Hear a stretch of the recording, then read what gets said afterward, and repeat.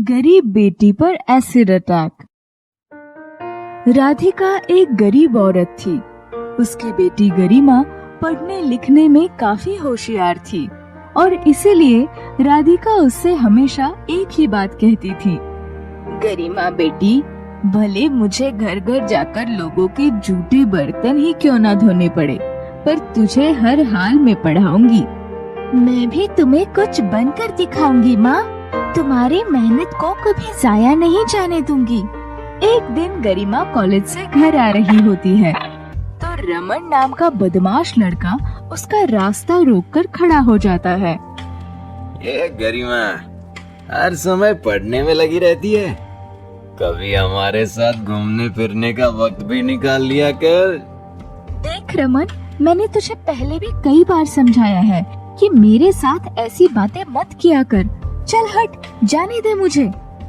चली तो जा, लेकिन याद रखना, रमन की बनकर रहेगी तो तेरा भला होगा, वरना किसी लायक नहीं रहेगी तू। रमन का ये साहस देखकर गरिमा मन ही मन सोचती है, अब तो ये बदमाश मुझे रोज रोज परेशान करने लगा है, इसका कोई ना कोई इलाज तो करना ही पड़ेगा। यही सोचकर एक दिन गरिमा ठाकुर प्रताप सिंह के घर पहुंच जाती है और उनको रमन की हरकतों के बारे में बताती है। मेरा बेटा और ऐसी गंदी हरकतें, चीची, तू सच तो बोल रही है ना छोरी? बिल्कुल सच बोल रही हूँ ठाकुर दादा, चाहो तो आप उसी से पूछ लो। अगर यही बात है तो तू घर जा छोरी, मैं आज उस लोफर की ऐसी खबर लूंगा कि कभी तेरी तरफ नजर उठाकर भी नहीं देखेगा।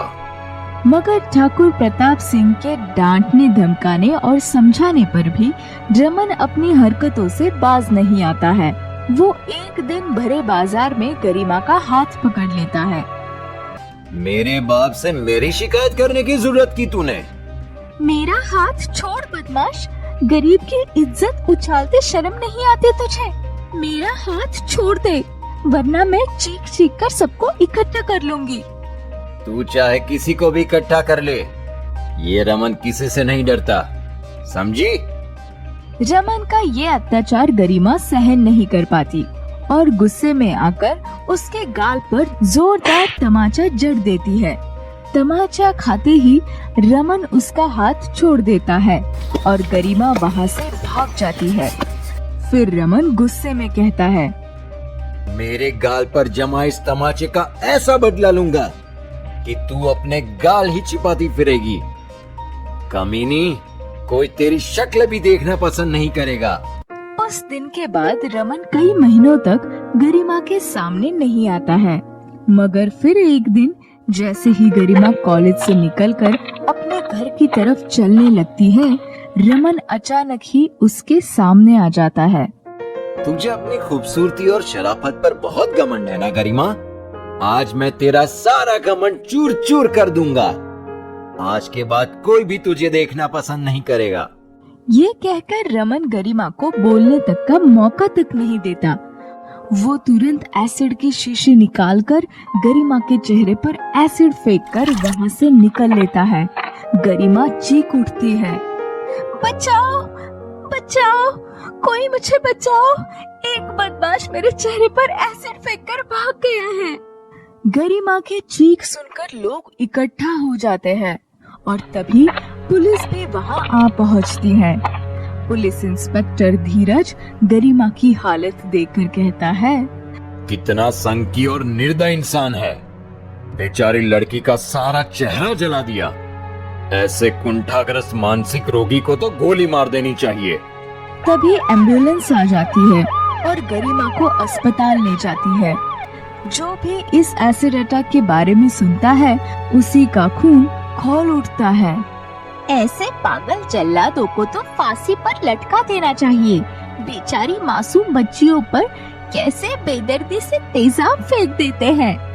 मैं तो कहता हूँ ऐसे आदमी को तो तेजाब से भरे टब में ही डाल देना चाहिए, ताकि उसके जैसे सब मानसिक रोगी इन मासूम बच्चियों का दर्द महसूस कर सके। तभी राधिका भी अस्पताल आ जाती है और बेटी की हालत देखकर फूट फूट कर रोने लगती है। सत्यानाश हो जालिम का, मेरी मासूम बच्ची का चेहरा जलाकर उसे बदसूरत बना दिया। क्या कसूर था इसका? यही ना कि इसने उसके साथ अपनी इज्जत का सौदा करना मंजूर ना हुआ। गरिमा पुलिस को रमन के बारे में सब कुछ बता देती है और फिर इंस्पेक्टर धीरज रमन को धर दबोचता है। तुझे एक मासूम पर तेजाब फेंकते हुए शर्म नहीं आई? बोल, क्यों फेंका उस बेचारी पर तेजाब? क्योंकि उसे अपनी खूबसूरती और शराफत पर बहुत घमंड था और वो मेरे प्यार को कबूल नहीं कर रही थी, इसीलिए मैंने उसे किसी के लायक नहीं छोड़ा। तभी वहाँ ठाकुर प्रताप सिंह आ जाता है और उसकी बात सुनकर उस पर बंदूक तानते हुए कहता है, बस तूने इतनी छोटी सी बात के लिए एक मासूम लड़की का जीवन बर्बाद कर दिया। तो सच में पागल हो चुका है और तेरे जैसे पागल को मार देने में ही समाज की भलाई है। ये कहकर जैसे ही ठाकुर प्रताप सिंह गोली चलाने लगता है, पुलिस इंस्पेक्टर धीरज उसे रोक लेता है। नहीं नहीं ठाकुर साहब, आप इसे नहीं मार सकते। इसे इसके अपराध की सजा कानून देगा।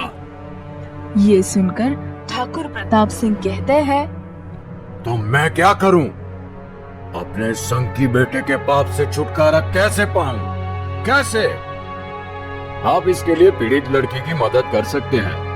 उसके चेहरे की सर्जरी कराने में मदद कर सकते हैं। ये सुनकर ठाकुर प्रताप सिंह शांत हो जाता है और फिर कुछ दिन बाद अपने खर्च से विदेश में गरिमा के चेहरे की सर्जरी कराता है।